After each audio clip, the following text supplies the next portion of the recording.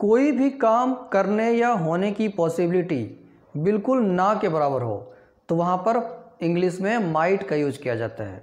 जैसे कि मैं शायद ही वहाँ जा सकता हूँ, तो माइट का यूज ऐसे सेंटेंस में होता है जहाँ पर हिंदी में उसका शायद ही लिखा रहेगा।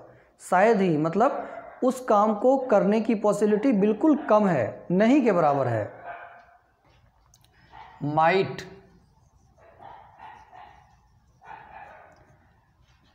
सकता है,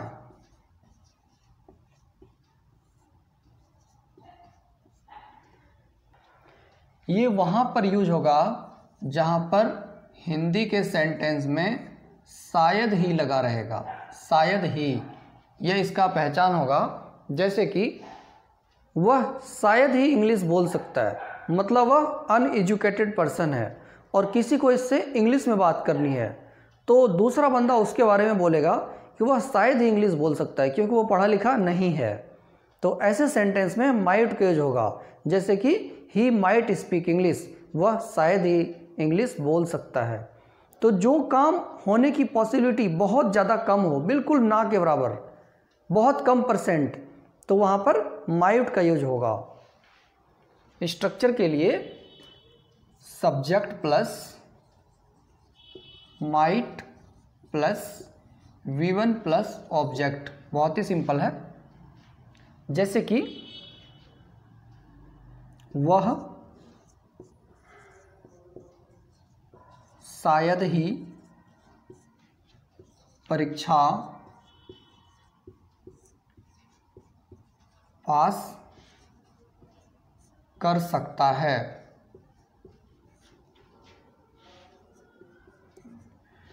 कोई व्यक्ति है जो कि अपने पढ़ाई के दौरान में उतना पढ़ता लिखता नहीं था और उसका एग्ज़ाम आ गया, तो उसको बोला जाएगा कि वह शायद ही परीक्षा पास कर सकता है क्योंकि वो पढ़ता लिखता कम था। तो परीक्षा पास करने की पॉसिबिलिटी जो है वो बहुत ज़्यादा कम है, तो इसका जो पहचान है वो शायद ही से होता है। जिस सेंटेंस में शायद ही लगा रहेगा मतलब लेस पॉसिबिलिटी। तो इसको सॉल्व करते हैं। सब्जेक्ट इसमें क्या है? वह, तो वह का हो गया ही माइट। V1 वह है इसमें पास करना, तो पास करना का होता है पास। He might pass. ऑब्जेक्ट क्या है इसमें? परीक्षा, तो परीक्षा को हो जाएगा एग्जामिनेशन, द एग्जामिनेशन, इसमें द लगेगा, द एग्जामिनेशन या the exam. He might pass the examination, वह शायद ही परीक्षा पास कर सकता है, वह शायद ही वहाँ जा सकता है। जैसे कि आप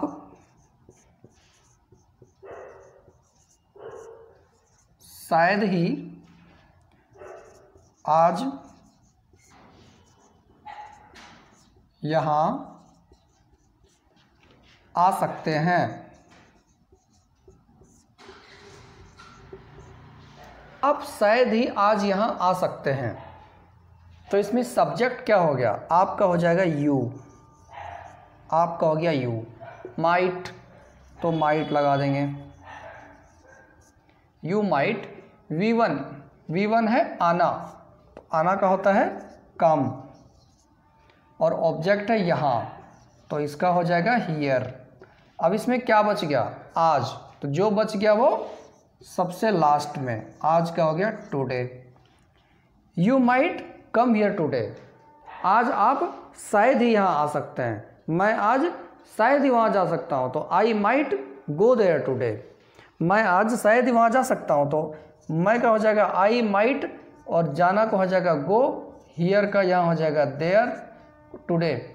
आई माइट गो देयर टुडे, आज मैं शायद ही वहाँ जा सकता हूँ क्योंकि मैं बिजी हूँ, मेरे पास टाइम नहीं है। I have no time, I am very busy. I might go there today. तो आप आज शायद ही यहाँ आ सकते हैं। अगर किसी ने आपको ऐसा बोला, इंग्लिश में कैसे बोलेगा? इंग्लिश में बोलेगा you might come here today. वे लोग शायद ही गाना गा सकते हैं क्योंकि उन लोगों को गाना गाना नहीं आता है। तो वे लोग शायद ही गाना गा सकते हैं।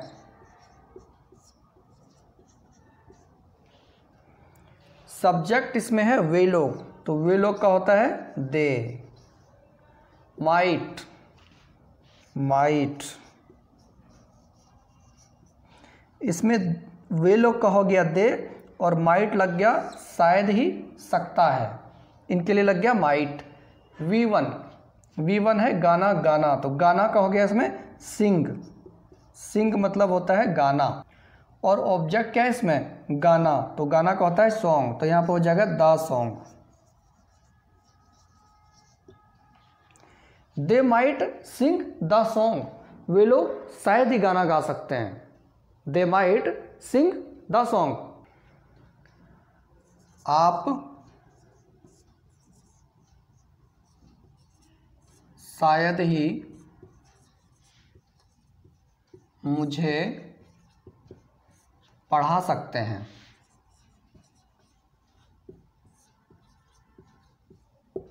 आप शायद ही मुझे पढ़ा सकते हैं, तो इसमें सब्जेक्ट आप है, आपके लिए हो जाएगा यू माइट, यू माइट।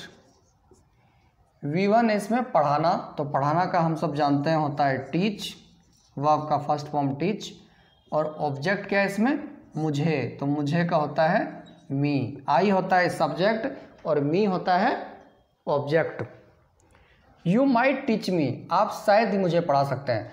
अगर मैं आपको इंग्लिश में बोलूं कि आप मुझे शायद ही पढ़ा सकते हैं, तो इंग्लिश में बोलूँगा you might teach me, you might teach me, आप शायद ही मुझे पढ़ा सकते हैं। इसमें देखिए आपका हो गया यू, शायद ही और सकता है, इसका हो गया माइट, और पढ़ाना का हो गया टीच, मुझे का हो गया मी, खत्म। यू माइट टीच मी, आप शायद ही मुझे पढ़ा सकते हैं। आप शायद इंग्लिश बोल सकते हैं, यू माइट स्पीक इंग्लिश। मैं शायद ही उसकी सहायता कर सकता हूँ, मैं शायद ही उसकी सहायता कर सकता हूँ।